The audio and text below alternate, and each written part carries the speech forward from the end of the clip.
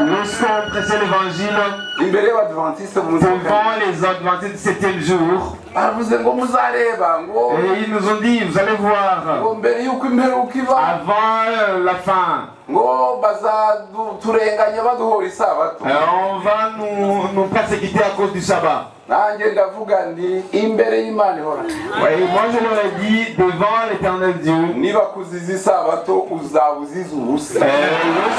persécuter à cause du sabbat, vraiment ce sera injuste.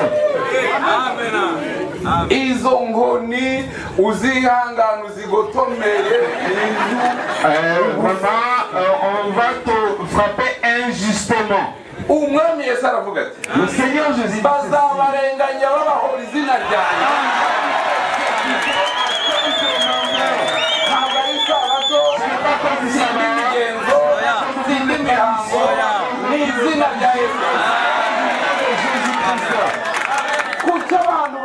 pourquoi les gens seront persécutés pour ce nom?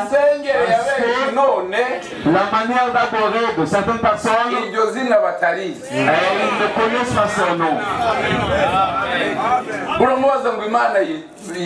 Tu lui demandes quel est le nom de Dieu. Et il lui répond, il s'appelle le Père. C'est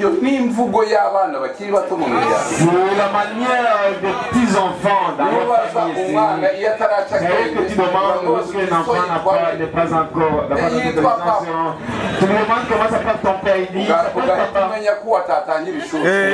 tu vas savoir qu'il ne faut pas commencer l'école.